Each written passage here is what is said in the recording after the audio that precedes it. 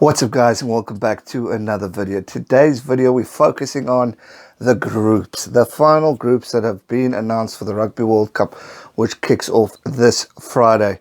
Now obviously there's going to be a lot of previews and all that stuff for the games coming up, but I wanted to have one last look at the group stages of who's in it, how it's going to end up, and what possible things we can look forward to seeing. Obviously this weekend we're kicking it off with three very big games. We got obviously South Africa, New Zealand, which is a big one.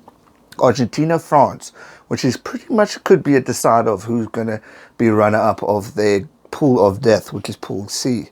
You've got Ireland taking on Scotland, which also will predict who will probably either be on top or come out second in the group. But there's so much other things that could very well happen in the various groups that are taking place this weekend, as well as all the other matches like Wales, Australia, Tonga, Fiji, blah, blah, blah. There's a lot of games coming up this weekend and a lot to look forward to. And that's why I want to focus on the groups and how they're going to end up, because, I mean, jeepers, this is going to be one of the most competitive World Cups we are yet to see, and the groups are where it all happens and where we could see an upset, or we could see a team fall out that might not make it, or, you know, there's so much that can happen. So if we look at Pool A, we've got, as mentioned, Ireland, Scotland, Japan, Russia, Samoa. Now, Samoa, you can never count out. The Pacific Island teams always play with a lot of strength, so you can never write them out. You always expect a physical game. Russia, I'm not too familiar with. Last time we saw, they got drummed by Italy.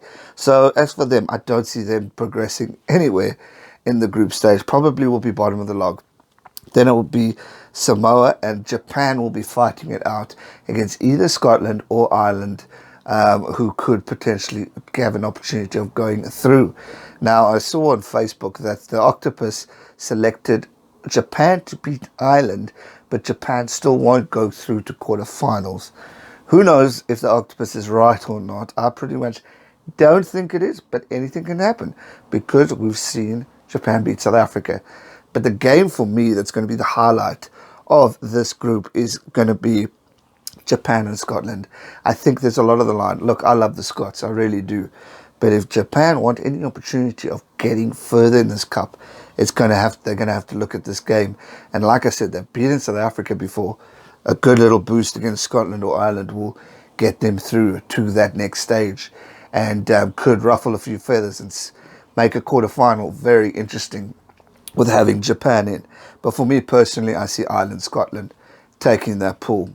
Pool B, we've got New Zealand, South Africa, Italy, Namibia, Canada. Canada, I see staying at the bottom with Namibia. Italy, there's been a lot of talk of them being the Japan of this year, and causing an upset maybe against South Africa. Who knows? It can happen. I'm not writing anything off. But for me personally, I see New Zealand and South Africa definitely going through in that log. Obviously, I'll talk about it more in the upcoming videos. So that's how I pretty much see that log. Pool C, the pool of death. It's such a tough pool. I mean, you got England, you got France, you got Argentina, and you can't count out America or Tonga. Yes, Tonga got thrashed by the All Blacks just the other day, but again, they're a hard-hitting team who are known to be tough on the field. So we can't quite count them out. USA are up and coming. Give them a few years, they're going to cause upsets too every now and then. So I'm excited to see how they play the game.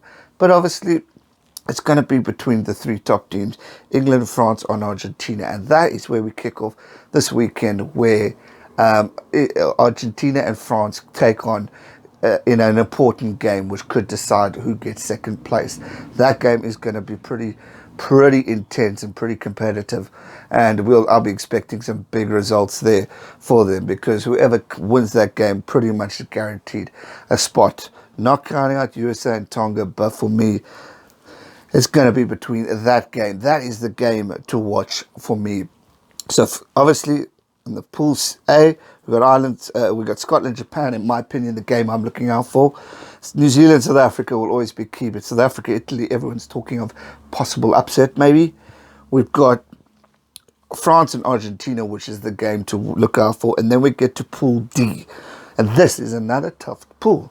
You got Australia, you got Wales, you got Georgia, Fiji, Uruguay.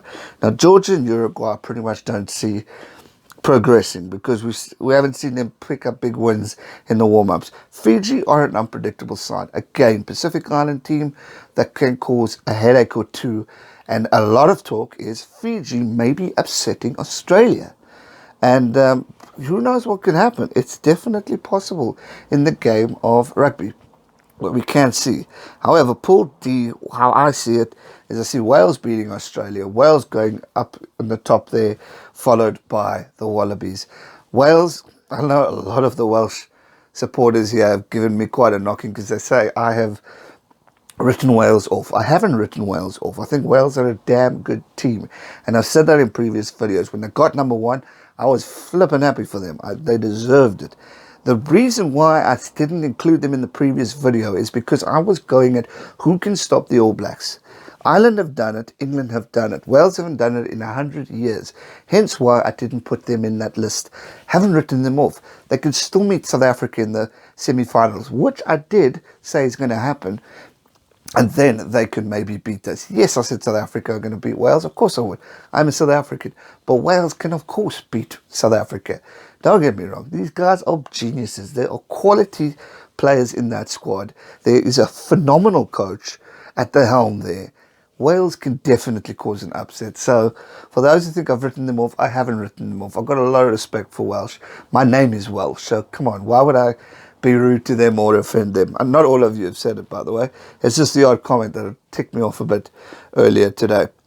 But anyway, so the game to look forward to is obviously Fiji and Argentina, but obviously Wales and Australia are going to take that pool momentum with that big game, and I see Wales beating them. So interesting pools, exciting pools. Obviously the one pool is Pool C, which we'll all be watching very carefully this weekend as we watch Argentina and France take on. But overall, it's World Cup.